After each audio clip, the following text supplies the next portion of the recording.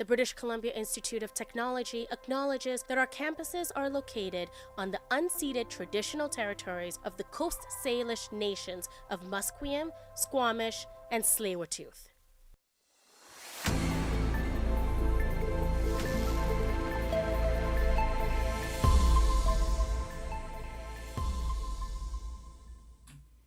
Hello and welcome to your morning news to 10:30. My name is Grace. In Metro Vancouver, there is a plan to end the Handy Dart transit strike, whose services are now being cancelled for a second week. According to Transdev Canada, no agreements were reached during Sunday's first talks. Joe McCann, president of the Amalgamated Transit Union Local 1724, accuses Transdev for lacking equal urgency to negotiate for their riders. The dispute revolves around unequal pay amongst other employees across Canada. The Vancouver police say that a shopkeeper was attacked leaving work in East Vancouver last Saturday night. They are thanking the 3 passerbys who intervened and prevented the 23-year-old victim from being severely injured. The victim was grabbed from behind by a man carrying a knife before 9 p.m. and was almost stabbed. The suspect is in custody. Down in Delta, a single vehicle collision hit one person last Sunday morning, sending them to the hospital with serious injuries. James Sandberg, the acting inspector for Delta Police, says that the incident occurred on Highway 17 and that the driver has also been taken to a hospital but with minor injuries. The cause of the collision is being investigated. When people with disabilities in BC marry or become common law, their benefits can decrease depending on their partner's pay, according to reporter Missy Johnson.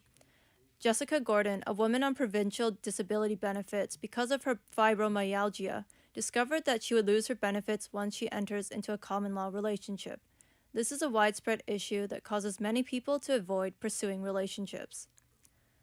There is now a plan for Air Canada to suspend its operations due to being unable to come to a resolution with pilots over wages.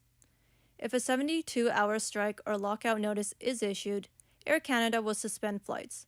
This is unless an agreement is reached between the parties. Out on Saskatchewan First Nation, a shooting incident that occurred Sunday morning has killed one man and left one police officer injured. The Shellbrook RCMP says that once the police arrived, they engaged in life-saving efforts until paramedics arrived, but that the First Nation resident was pronounced dead at the scene. The Saskatchewan Incident Response Team is now investigating the deceased's death circumstances. A draft revolving around the UN resolution demanding Israel to put a stop to its unlawful presence in Gaza and the West Bank is circulating. The draft demands Israel to abide to international law, such as immediately withdrawing their military forces from the territories. According to UN Ambassador Danny Danon, he wants the draft resolution to be rejected, as he sees it as a reward for terrorism. Should the Palestinian draft resolution be adopted, it will not be legally binding. Updates on the royal family. Kate, the Princess of Wales, will be returning to public duties. She has completed chemotherapy and will engage in a light program of engagements for the rest of the year. She has been able to attend the ceremonial birthday parade for her father-in-law, King Charles III, in June, and present the men's winner trophy at the Wimbledon Tennis Championships. A remote tribe is grappling from widespread illness and cancer. The U.S. government has a potential role in blame. According to Gabe Stern, the Duck Valley Reservation straddling Nevada and Idaho has been fighting toxic contaminants for decades. Residents are suspecting fuel and chemical spills and leaks from U.S. government buildings as a culprit to the sickness. Now a decades-old document that came to light suggests that the government might have played a substantial role in contaminating the land. In Atlanta, Kamala Harris steps onto the presidential general election debate stage as she faces former president and Republican nominee Donald Trump. According to longtime political observers, Harris's debate approach is heavily influenced by her years being prosecutor and attorney general. She sees the event like a jury trial where she tries to win an argument on merits while ensuring viewers are having key takeaways. For weather, this morning in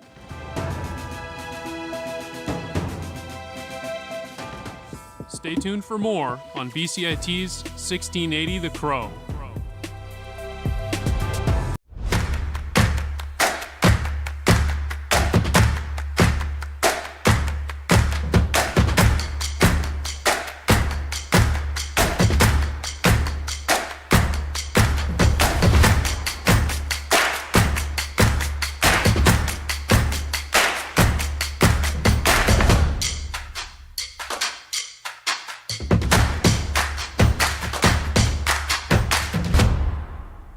Everything is changing to digital. Everything is online. People aren't just waiting for the 6 o'clock news anymore. People want their news right now. They want to be able to go onto their smartphone, onto the internet, and see the news that they want to see. Vancouver is growing at, a really rapid rate, the Lower Mainland even, and with the tools that we're given here, we're able to cover all of that. Welcome to BCIT Magazine. I'm Radhika Sikki-King. In the program, they really leave it up to you. I mean, the help is there when you need it, figuring out how to use the programs like Premiere, Audition, and figuring out how to use the cameras. But it's up to you to sort of experiment and figure out what you can do when you go out in the field. They brought candles and flowers to remember the student who lost her life yesterday. Teresa May says the international community condemns Moscow. They really make sure that you know the basics and you are able to put out a quality product. I'm Brady Tretanero. And I'm Radhika Sikki-King. Thank you for tuning in to BCIT Magazine.